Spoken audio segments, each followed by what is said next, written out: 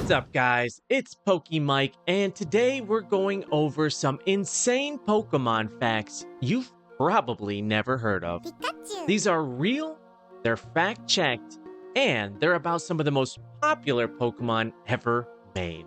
So, let's get right into it. Fact number 1. Charizard was never supposed to be a dragon. Charizard looks like a dragon, acts like a dragon, he even breathes fire like a dragon. But according to designer Ken Sugimori, Charizard was not meant to be a dragon-type Pokemon at all. It was originally designed as a fire lizard, not a traditional dragon. That's why it ended up being a fire/flying type. But here's the twist. Game Freak still gave it multiple dragon attacks, so it felt like a dragon anyway. And years later, Mega Charizard X finally made it official.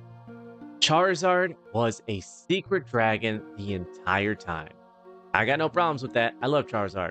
Fact number 2. Blastoise water cannons were a last-minute addition. Early artwork from Ken Sugimori shows Blastoise as a regular turtle. No cannons, no armor. The cannons were added late in development to make the water starter more unique.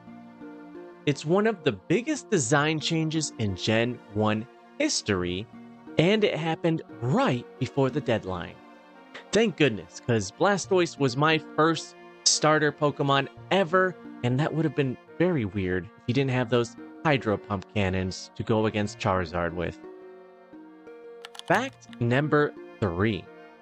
Gengar isn't Clefable's shadow, it's everyone's shadow? So you've heard the fan theory. Gengar is Clefable's shadow. But Game Freak never confirmed that.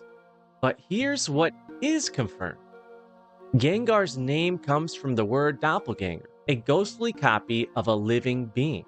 In interviews, the devs said that Gengar is meant to be a dark mirror version of common Pokemon. Not just Clefable. Any Pokemon. That's why it hides in shadows and mimics victims. It's the universal shadow Pokemon. So he could really be a shadow Trubbish at the end of the day. You just never know. Fact number 4. Pikachu was originally a fat squirrel. Now this one's straight from Pikachu's original designer, Atsuko Nishida. Pikachu was based on a squirrel, not a mouse. The cheeks, inspired by squirrels storing up food. The tree climbing behavior, also squirrel inspired. He only became a mouse Pokemon later because it was easier to explain. And the reason he stopped being so chubby after Gen 2? Well, the anime team needed him slimmer so he could animate faster. I mean, have you ever seen a chunky Pikachu try Quick Attack? Doesn't look so good. Fact number 5. Snorlax was based on a Game Freak employee. Now this is confirmed by multiple developers. Snorlax was based on Koji Nishino, a real Game Freak staff member known for eating and sleeping constantly. His body shape, his personality, everything. Snorlax might actually be one of the first Pokemon ever designed because they used Nishino as a placeholder giant character during early testing. I don't know if I would be proud or ashamed to be known as the guy that Snorlax was modeled after. Fact number 6. Mimikyu isn't copying Pikachu, it's copying marketing. Alright, this fact is from official dev notes. Mimikyu doesn't idolize Pikachu. It's not trying to be Pikachu. It wants humans to love it. And humans love Pikachu merchandise. So, Mimikyu copies Pikachu because Pikachu is the most marketable thing in the Pokemon universe. So, Mimikyu is literally copying the branding, not Pikachu itself. Man, that's so meta. I can't even wrap my head around that one. Fact 7. Lucario wasn't originally a fighting type. Lucario started as a mythical steel guardian, inspired by Egyptian mythology. It wasn't supposed to punch. It wasn't supposed to use martial arts. The fighting type angle was added later, so it would be more exciting for movie 8. That's why it has aura powers, bone-themed attacks, and a jackal-inspired design. Lucario is a mythological guardian first and a fighter second. Fact number 8. Lapras was nearly an extinct Pokemon. Read the Gen 1 Pokédex closely. Lapras was almost hunted to extinction by humans. Yes, that's official lore. Then Gen 2 says that Lapras populations increased thanks to conservation efforts. Lapras is one of the only Pokemon with a full environmental recovery story in the Pokédex.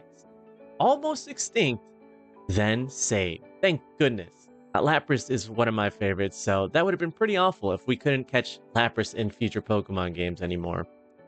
Wish we could say the same for some of the real-life extinct animals that humans have made gone extinct. But, well, oh well. What can you do? Fact number 9. Alakazam was designed to represent a supercomputer. Alakazam's Pokédex says it has an IQ of 5,000. Okay, so that still sounds pretty exaggerated, but that's what the developers were going for. Perfect memory. It can predict anything. These stats weren't random, apparently. In a Game Freak roundtable, devs said Alakazam was modeled after supercomputer and early ideas of artificial intelligence. Its brain shape, inspired by sci-fi computer domes. Alakazam isn't just smart, it's Pokemon's version of a quantum computer. So I guess Alakazam was kind of inspired to be what ChatGPT is now, kind of? I don't know, they were really thinking ahead in the 90s. Kind of scary that AI supercomputers are what they are now, huh? And fact number 10. Dragonite might be protecting the entire planet. Dragonite can fly around the Earth in 16 hours. That's over 1,500 miles per hour. And according to Fire Red's Pokédex, Dragonite rescues shipwreck victims and protects people lost at sea. It's basically a guardian kaiju, a global protector.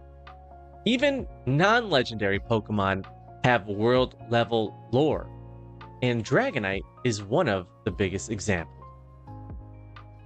And that is 10 insane Pokemon facts that most fans never notice. If you want another part of this series, hit that like button, drop a comment, and subscribe for more Pokemon content. Thank you so much for watching. This is Pokemike, and I'll see you in the next video. Until then, take care, Poke people. Peace out.